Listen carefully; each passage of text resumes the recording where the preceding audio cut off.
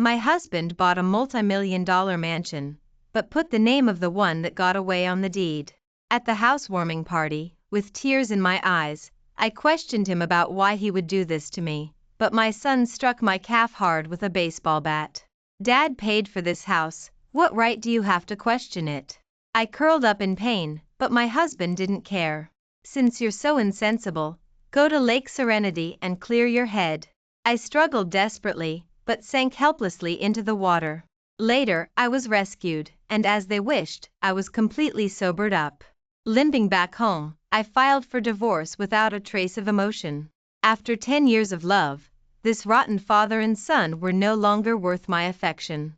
When I dragged my injured leg home, David Smith was focused on his work. Hearing me mention the divorce papers, he finally looked up at me. His cold eyes held a hint of surprise. I just wanted you to clear your head in the water.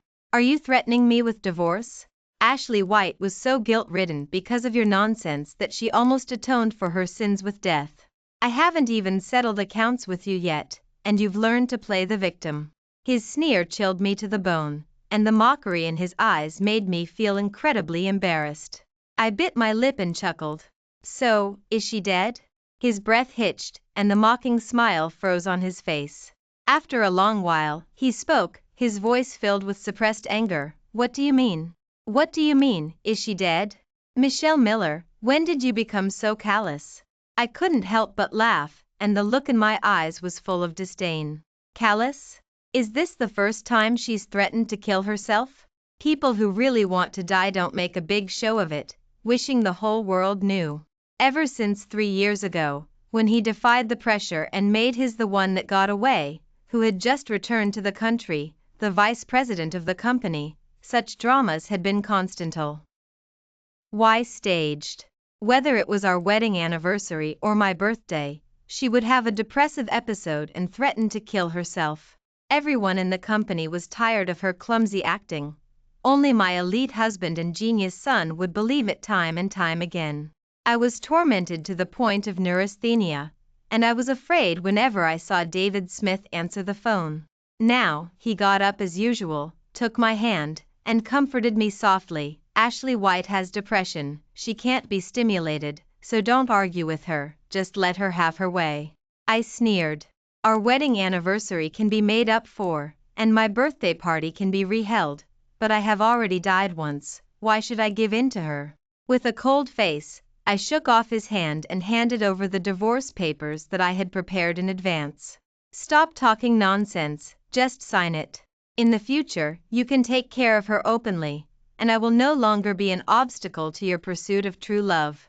Perhaps the coldness in my eyes stung him, and David Smith instantly became angry.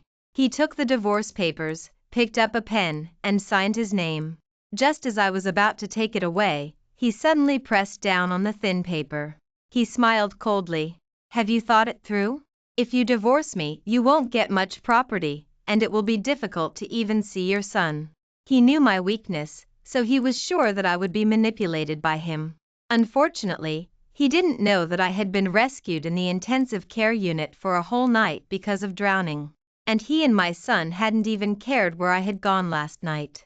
The moment I woke up, all the love had disappeared. I shrugged indifferently. It doesn't matter, he doesn't want to see me anyway. If you're worried that I'll use this as an excuse to pester you, I can write a statement severing my relationship with him. Under his shocked gaze, I calmly took out the divorce papers and turned to leave without any hesitation. Before I could even reach the door, I was hit in the back of the head by a basketball that came flying from behind. Ryan Smith's angry voice rang out behind me. What right do you have to sever your mother-son relationship with me? You're not even worthy of shining my shoes. I was dizzy from the impact, and my already weak body couldn't take it anymore. Before I could open my mouth to retort, everything went black, and I fainted. When I woke up again, I was lying in a hospital bed. David Smith stood in front of the bed, looking at me calmly. Ryan Smith is still young, it wasn't intentional, you're his mom, don't hold it against him. I smiled faintly, my tone tinged with contempt. Still young? He's already 7 years old. 7 years old, That's enough for him to know a lot of things. He can't be considered young, let alone insensible. After all, he already knows that his dad doesn't like me, so he looks down on me too. He's even mentioned more than once that he hopes his dad and I will divorce so that the gentle and kind Ashley White can be his new mom. Perhaps he had been lectured by David Smith. He stood in front of me with his head lowered, a look of dissatisfaction on his face. David Smith was holding my medical report in his hand, the thin paper already crumpled. He frowned and asked me with some confusion, "Why does your medical record say that you suffered from cerebral hypoxia after drowning?" Before I could speak, Ryan Smith sneered. What else could it be? She must have bribed the doctor again. I was stunned and couldn't say a word. I vaguely remembered that some time ago, I had been secretly seeing a psychologist a few times because I had insomnia due to neurasthenia. Later, David Smith found the medicine and medical records I had hidden in my bag, and he questioned me with a nervous expression. Helpless, I told him that I had been diagnosed with mild depression. He accompanied me to a follow-up consultation, but the psychologist admitted to him in front of me that I wasn't sick at all. He accused me of giving him money to forge the medical records, and even showed my transfer records to prove that his accusation was true. I was at a loss for words, unable to understand why he would wrong me like this. David Smith didn't even listen to my explanation and left me without a word. Now I didn't defend myself either, but not because I felt guilty, but because I really didn't care anymore. They wouldn't care about the truth, and I didn't need to waste my breath. I snatched the medical report, crumpled it into a ball, and threw it into the trash can. That's right, I forged it, but since we've decided to divorce, it has nothing to do with you anymore. David Smith frowned at me, obviously suspicious of my words. After all, the medical record was issued by a top-tier hospital, and even if I wanted to bribe a doctor, it wouldn't be that easy. After a long silence, he took my hand and said in a gentle tone that I hadn't heard in a long time, "Michelle Miller, I don't want to divorce you. As for Ashley White, she helped me when I was at my lowest point. I don't have any other intentions towards her, I just want to repay her kindness. If you're not happy, I'll transfer her to the overseas branch after a while, okay?" The affection in his eyes didn't seem fake. Seeing that I was unmoved, he ignored my struggles and pulled me into his arms. He waved, and Ryan Smith reluctantly leaned over as well. We snuggled together like a warm family of three. I admitted that a glimmer of hope had rekindled in my heart. Perhaps when he really kept his promise and sent Ashley White abroad, we could go back to the way we were before. I sighed and reached out to push him away. "I want some water, can you pour me a glass?" He smiled and stood up, took a glass, and poured me a glass of hot water. But before he could hand it to me, his phone rang. In the receiver, Ashley White's voice, slightly choked with sobs, came, "David, there's thunder, I'm scared." David Smith's hand trembled, and the scalding hot water spilled on the back of my hand, burning me and causing me to cry out in pain. Seeing that he was about to leave, I couldn't help but reach out and grab him. I wanted him to stay. As long as he stayed, I would withdraw my decision to divorce. But he didn't even give me a look, shook off my hand, and quickly left with Ryan Smith, who was also anxious. I looked at their panicked backs and laughed self-deprecatingly. In front of Ashley White, I was ultimately defeated. Last month, on Ashley White's birthday, it suddenly started raining heavily when David Smith asked me to go out and pick up her cake. The roads were slippery in the rain, and because I was in a hurry due to David Smith's urging, I accidentally crashed into the guardrail. The steel pipe that broke through the window was only a few inches away from my head. I was so scared that my legs went weak. I unbuckled my seatbelt, crawled out of the car, and called David Smith with trembling hands. I cried and told him that I had had a car accident, and my leg was injured, and I wanted him to come and pick me up. But he just rebuked me in an indifferent tone. "You had a car accident and you don't know to call an ambulance. What are you calling me for? I'm not a doctor, what can I do to help you?" Even my son, whom I had given birth to after going through life-threatening ordeal, roared impatiently from the side, "You're already stupid, and now you're calling Dad away when we're about to cut the cake with Auntie Ashley White?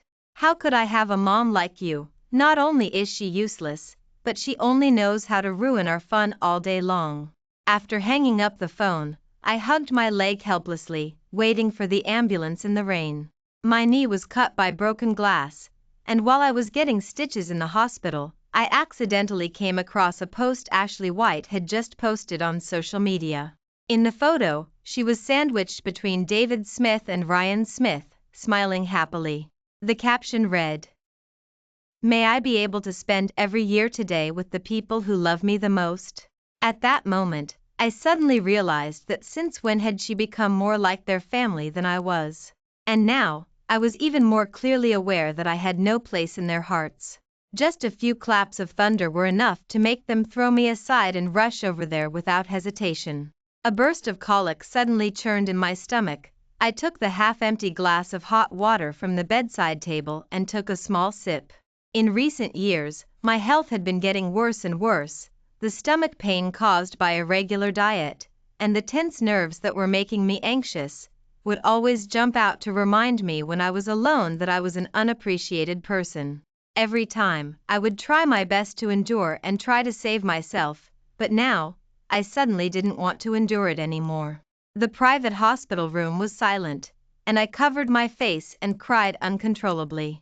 3. When I asked to be discharged from the hospital early the next morning, the doctor looked at me with some concern. My medical report was really not good.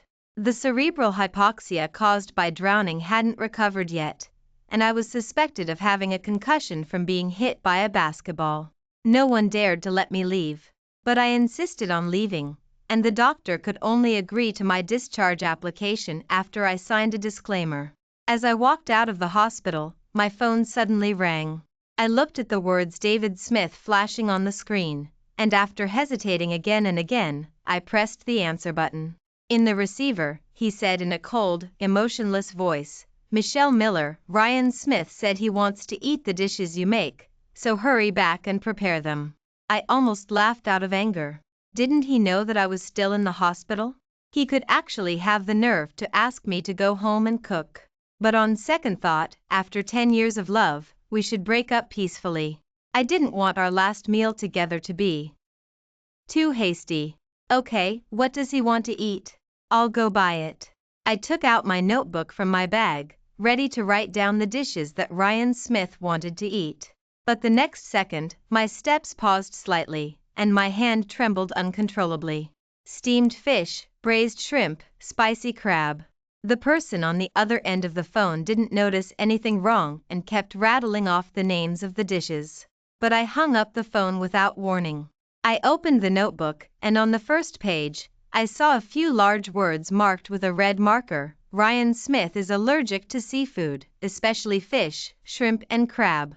When he was 3 years old, he ate his first seafood meal. That night, he developed a high fever, and his body was covered with rashes. David Smith was away on a business trip, and I carried him alone, running in the rain for half an hour, falling and covered in mud, before I got to the hospital. The doctor said he was allergic to seafood and that he was lucky I brought him in time, otherwise his life would have been in danger. Since then, I had never made seafood for Ryan Smith again. It certainly wouldn't be him who wanted to eat these things. The only time I had made them in recent years was 3 years ago, on the day Ashley White came back, at the welcome dinner that David Smith asked me to prepare. I still remember her smiling and saying that it was the most delicious dish she had ever eaten. Later, my relationship with her deteriorated, and David Smith mentioned several times that I should make it again, but I refused. I thought that after last night, there would be nothing else that could make me sad. But hearing him righteously use our son as an excuse to make Ashley White's favorite dishes, my heart still ached for no reason. My head started to hurt uncontrollably. Ever since I was diagnosed with mild depression, I had been getting headaches from time to time. I leaned against a tree on the side of the road, rubbing my temples hard with my fingers. Just then, my phone, which I was holding in my hand, rang again. I glanced at it irritably and chose to hang up. But David Smith seemed to be competing with me and kept calling relentlessly. My emotions gradually collapsed.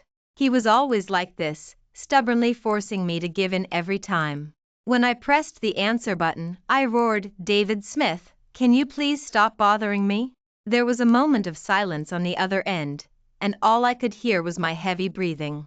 "I'll give you what you want, just let me go." After a long time, a gentle female voice came from the other end, with a composure that was completely different from mine. "Michelle Miller, this is Ashley White. I didn't know you were in the hospital yesterday, so I called David Smith and asked him to come over. I didn't expect them to leave you and come to me. I want to treat you to a meal to express my apologies. David Smith is so inconsiderate, he actually called you behind my back and asked you to cook in person." She was clearly calling to apologize, but her tone was full of undisguised smugness. I covered my mouth, but a sob still escaped from my throat. Ashley White exclaimed in an exaggerated tone, "Michelle Miller, are you crying? I'm sorry, it's my fault, I shouldn't have called you at a time like this." Before she could finish speaking, the phone was snatched away. Ryan Smith's slightly immature voice rang out, his tone full of impatience. "Mom, are you done yet? Auntie Ashley White has already apologized to you in person. What else do you want? Hurry back and cook for us." Otherwise, if it had been before, I would have generously said that I was fine, and then immediately rushed to the supermarket to buy groceries. But now, I didn't even have the patience to listen to him finish speaking. I hung up the phone and blacklisted all of David Smith's contact information. I should have done this a long time ago, but I stubbornly held on to this pathetic relationship and refused to let go. I took a few deep breaths, reached out and stopped a passing taxi, and went to the bus terminal. 4. I returned to the countryside, to my own home. It was already dark when I arrived. I stood at the door, watching Mom cooking by the fire, and suddenly my eyes turned red. I hadn't been back for several years. When Ryan Smith was little, I used to bring him back to see his grandma. After he turned 4, he refused to come back no matter what. He complained that the roads in the countryside were difficult to walk on, that the old house was dilapidated, and even that his grandma was old and poor. And I, in the day-to-day busyness, gradually forgot about this place where I was born and raised. In the swirling smoke, Mom saw me at a glance. The surprise in her eyes made me unable to hold back my tears. Her cloudy eyes lost their luster after seeing that there was no one behind me. But she didn't ask anything, and her hand trembled slightly when she took mine. I stayed in the old house, enjoying the warmth of home that I hadn't felt in a long time. I even found a job at the Hope Elementary School in the village, and picked up the chalk that I had put down for a long time. Before I met David Smith, I was originally a teacher. After we got married, he complained that my job wasn't respectable enough, and he submitted my resignation application for me. He had taught me more than once that I should be like those rich wives, dabbling in investments and doing charity work. In his eyes, I was as stupid as a pig who didn't know anything, and I wasn't even worthy of attending various banquets. But now, I had finally found my value here. Most of the children in the village were left behind children, and in their eyes, I was as warm as a mom. They would crowd around me, vying to give me gifts, even if it was just a worthless egg. Their tender faces looked up at me with admiration. "Ms. Miller, we like you so much." I felt a long-lost sense of love, which I had never received. From Ryan Smith. In the blink of an eye, 3 months had passed. Life was uneventful but fulfilling. Occasionally, I would hear news about David Smith and his son from the rich wives I used to be friends with. I heard that David Smith had gone to great lengths to find me after I went missing. He probably wouldn't have thought that I, as the president's wife, would be willing to return to the backwater town and become an ordinary village teacher. I didn't care too much. They were just temporarily not used to being without my care. Until one day, after I sent the last student off at the school gate, I turned around with a smile and unexpectedly saw the father and son standing not far away, looking disgusted. Under the scorching sun, Ryan Smith's carefully styled bangs were wet with sweat and plastered ridiculously on his forehead. And David Smith was no better, with a lot of cow dung on the cuffs of his pants and his high-end leather shoes. They, who always maintained their composure in front of others, probably never thought they would look like this. Looking at them, I couldn't help but smile wryly. After 10 years of marriage, David Smith had never returned to the countryside with me. I never thought that one day he would chase me to the backwater town that he used to despise the most in order to find me. I deliberately put on a stern face and lowered my head, not wanting to look at them. My tone was cold and devoid of any emotion. "What are you doing here?" Perhaps he didn't expect me to be so indifferent. David Smith's expression froze instantly. But Ryan Smith suddenly broke away from David Smith's hand and ran over to push me. "You stupid woman, how can you be so ungrateful? My dad and I came all the way here to pick you up. What else do you want?" I sneered. For the first time, I found him so unreasonable. In his mind, his dad and he had condescended to come and pick me up, and I should be grateful and immediately pack my things and go back with them. He ably couldn't imagine that I was no longer the woman trapped in that small world, who only knew how to revolve around her son and husband all day long. I didn't even look at his face and just answered him in a cold tone, "Are you done talking? If you're done, then leave. You know that your dad and I have already decided to get a divorce, and you still chased me all the way here. Aren't you the ones who are being ungrateful?" Ryan Smith didn't expect me to treat him like this, and he was stunned in place for a moment, not knowing how to refute me.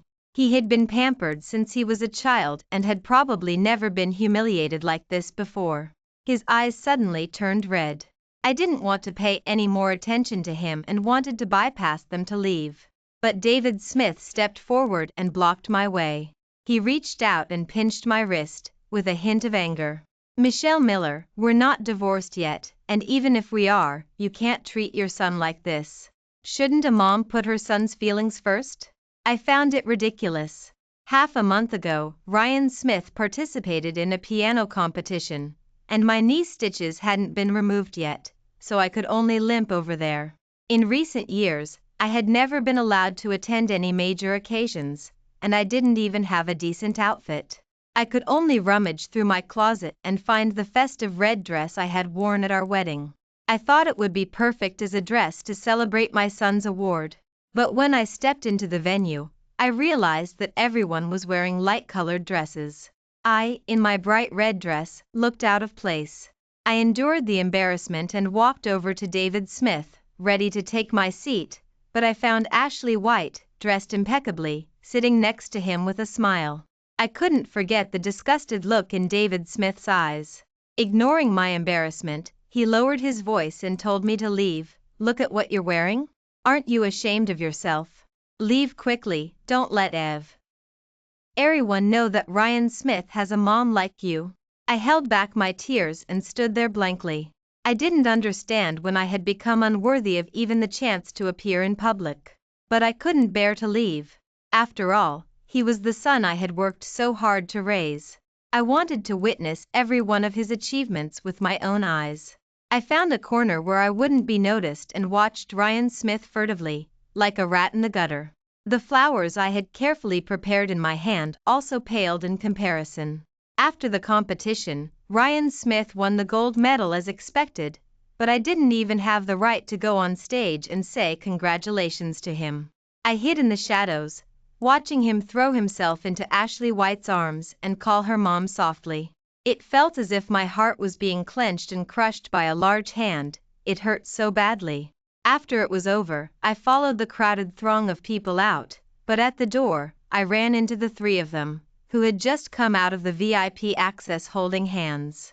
I froze in place, not daring to step forward, but someone behind me, annoyed that I was blocking the way, pushed me impatiently.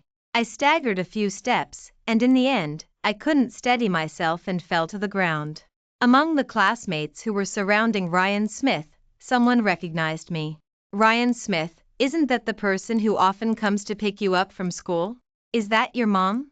Ryan Smith's face turned red, and he snorted coldly, "How could I have a mom who can't even dress properly?" She's just our nanny. Under the scornful gazes of the people around me, I didn't even dare to lift my head. David Smith stood silently to the side, not saying a word to defend me. They had never cared about my feelings, allowing me to be humiliated in front of others. And now, he was saying that I should put my son's feelings first. It was truly ridiculous. I raised my head, fearlessly meeting his accusing gaze. David Smith, please remember that before I became your wife and Ryan Smith's mom, I was first and foremost myself. I don't know on what grounds you are criticizing me, but I want to tell you that you are not worthy. You are just a former husband who is straying outside of the marriage. What right do you have to demand anything from me? The sun was setting little by little. I looked at the empty school campus and shrugged. All right, I'm going home for dinner, you guys should leave too. This place is not suitable for people like you to come. Don't bother me again in the future. I bumped into David Smith, who was in shock, with my shoulder and left without looking back. 5. I didn't expect them to be so thick-skinned and actually followed me all the way home. In the past, they had despised these country roads the most, afraid that the flying dust would dirty their expensive clothes and shoes. But now they didn't care and followed behind me, stepping deep and shallow. When I got home, Mom had already prepared the meal, and the table was set with my favorite wild mushroom soup, which smelled delicious. David Smith held Ryan Smith's hand, standing awkwardly at the door, with a hint of anticipation. I looked at them strangely. Before Ryan Smith turned 4, every time I brought him back, Mom would get up before dawn to pick the freshest mushrooms from the mountain, and then go to the market to buy a chicken and come back to make soup for us. Ryan Smith liked to eat it and would drink several bowls of soup every time. The last time I brought him back, Mom made the soup as usual, proudly brought it to him, and asked him if it smelled good. But he sullenly lifted his hand and knocked over the bowl of soup. Auntie Ashley White said that these mushrooms are poisonous, and you still keep making them for me. Are you trying to poison me? The scalding chicken soup was all spilled on my mom, and she was shaking uncontrollably from the burn, but she was only concerned with taking tissues to wipe off the few drops of soup that had splashed on Ryan Smith. That was the first time I had gotten angry at Ryan Smith. I grabbed his collar and dragged him off the dining table, pushing him to kneel in front of my mom and apologize. I also raised my hand high, but in the end, I couldn't bear to slap him on the face.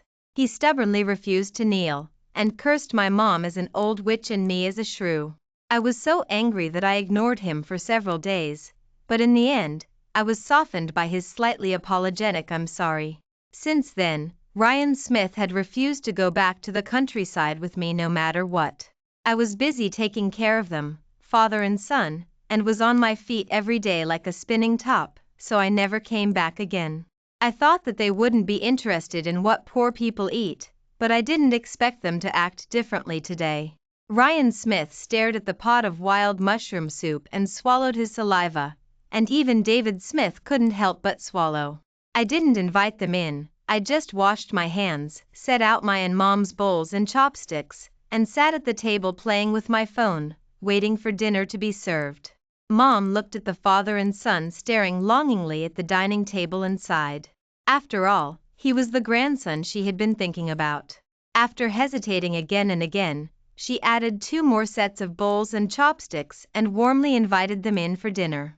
They sat at the dining table as if they had received a royal decree, their faces plastered with flattering smiles. I abruptly slammed my chopsticks on the table and said, expressionless, "Get out." Seeing the coldness in my tone, Ryan Smith, who had been reaching for the chopsticks, froze, turning to look at me with some bewilderment. David Smith's expression also changed slightly. After a pause, he spoke softly, a hint of pleading in his voice, "Michelle Miller, can you please stop being angry with me? Ryan hasn't eaten all day. Can we at least let him finish eating before we talk?" I smiled faintly, my gaze towards him growing even colder. There are plenty of restaurants in town. You don't have to condescend to eat food you don't like here. Besides, I don't welcome you here anyway. My voice wasn't loud, but it carried weight. David Smith looked embarrassed, while Ryan Smith had already lowered his head and started to sob. In my memory, they had never shown such weakness in front of me. They were always aloof and overbearing. I just stood there, facing them, waiting with a cold face for them to get up and leave. In the midst of the stalemate, Ryan suddenly burst into tears. "Mom, I'm really hungry. I like the food here. I haven't had a decent meal in a long time. Can you just let me have a bite?" I looked at him in surprise, unable to comprehend the meaning of his words for a moment. David Smith sighed softly and explained to me in a low voice, "After you left, I was busy with work and didn't have time to take care of Ryan. Ashley White volunteered to help me take care of his food and daily life. But in just 1 month, Ryan was hospitalized 8 times due to food allergies, the last time being so severe that he almost needed surgery. I didn't dare let Ashley continue, so I had to bring him with me, but you know, I'm so busy with work that I can't even eat 3 meals a day on time, so it was common for Ryan to skip meals or eat irregularly." I understood. In the past, with me always around them, David Smith was so busy that he didn't have time to eat, so I would tirelessly deliver meals to his company every day. He didn't have to worry about choosing dishes or whether they would suit his taste. Ryan, even more so, had grown up eating my cooking. He had a sensitive stomach and needed extra attention to his diet. I carefully wrote down the things he couldn't eat in my notebook, stroke by stroke. This kind of meticulousness was accumulated over 10 years and couldn't be easily replaced by others. I lowered my head, silent. David Smith cautiously reached out, wanting to hold my trembling fingers, but stopped abruptly when my eyes swept over him. He lowered his eyes, hesitant to speak. After a long while, he finally mustered the courage to say, "Michelle, Ashley White has already been arranged to go abroad. She's leaving next month." I didn't answer. We had reached this point not just because of Ashley White, but because of their long-standing neglect of me, taking me for granted as their caretaker and forgetting to give me the respect I deserved. I looked at his eager-to-please eyes and said nonchalantly, "So what? So, can you come home with me? We'll live well together in the future, I beg you." For a moment, I felt dazed. He had said the same thing to me when we first got married. At that time, I didn't know that he still had the one that got away in his heart, and I had even been complacent about those words. I thought it was because of love, but I never thought it was just a substitute. I wasted 10 years for those words, and now, I didn't want to waste the rest of my life for them. I smiled and handed the chopsticks to them. A trace of joy flashed in David Smith's eyes, and Ryan Smith also stopped crying, smiling sweetly at me. Meeting David Smith's relieved gaze, I said, word by word, "Eat. After you finish, take Ryan and leave quickly. The next time I see you, I hope it will be at City Hall to process the divorce papers." Their smiles froze on their faces, and Ryan Smith blinked, as if he couldn't believe my words. "Mom, do you really not want me anymore? You loved me so much that you wouldn't give up on me even if I was an idiot. Why can you just say you don't love me anymore?" I paused slightly, a bitter smile inevitably rising to my lips. When Ryan Smith was a little over a year old, I noticed that something was wrong with him. He couldn't walk steadily and couldn't speak very clearly. I took him for a checkup anxiously, and the doctor said that he had mild autism and also had heart problems, and predicting that he wouldn't live past the age of 2. At that moment, my world was about to collapse.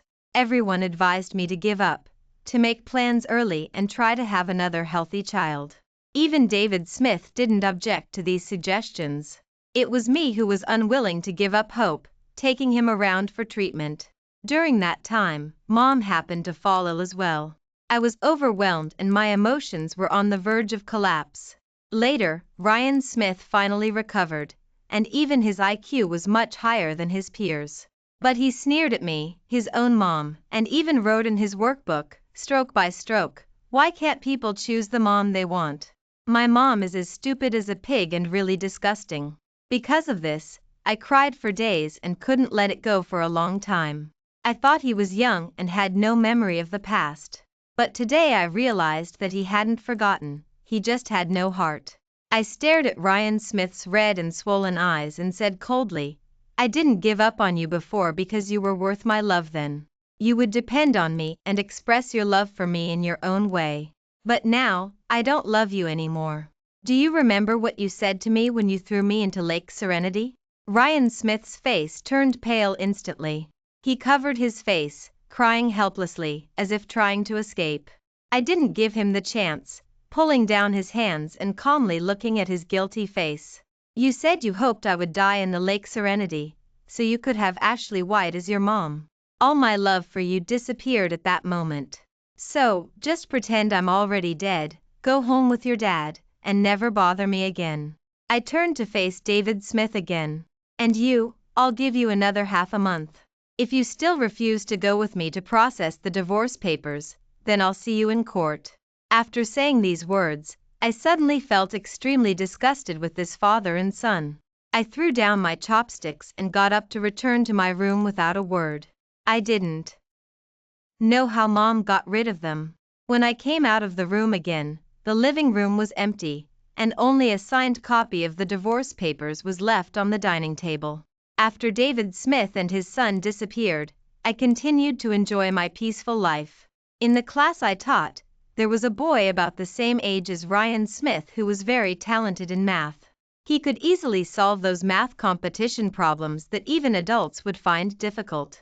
I had high hopes for him, nurturing him with the same care I had given Ryan Smith in the past. And he lived up to my expectations, winning first place in the county math competition. The school attached great importance to this and squeezed out a portion of its limited funds to send him to a training class in the county. He didn't let us down. In less than a month, his grades improved rapidly. 3 months later, the school decided to let me take him to the city to participate in the national math competition. Although it was only an hour's drive, it was his first time going to the city. He held my hand, his eyes full of curiosity. Passing by a mansion, he looked envious. Ms. Miller, that house is so beautiful. The people who live in it must be very happy, right? I looked up at the place I had lived for 10 years and smiled softly. You might think it's something to be envious of, but for the people who once lived there, it might just be a cage. I was grateful that I had escaped and could be reborn.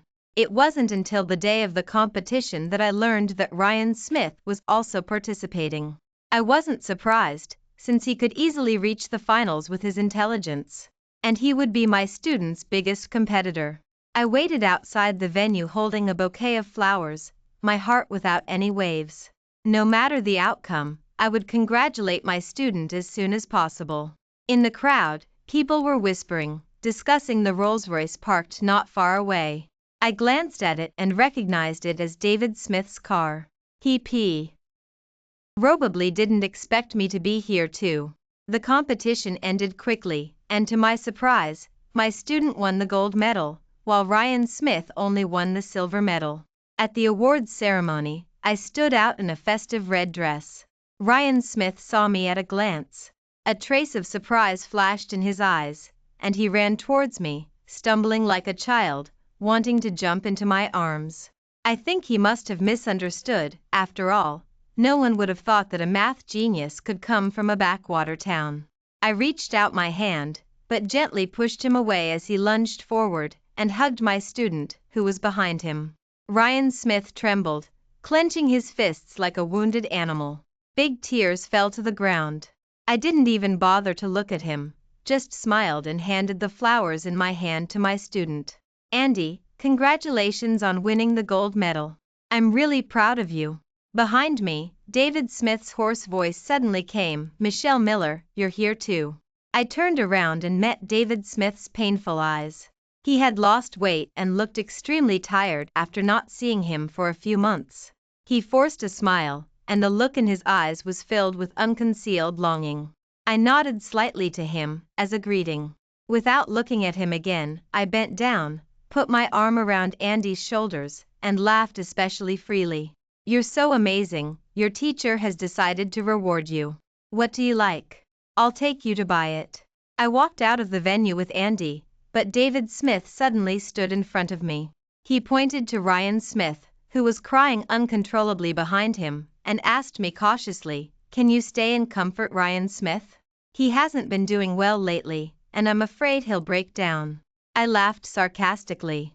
Once, I suffered from insomnia and cried all night, and he saw it all, but he never worried that I, as a mom, would break down. Now he was asking me to comfort Ryan Smith.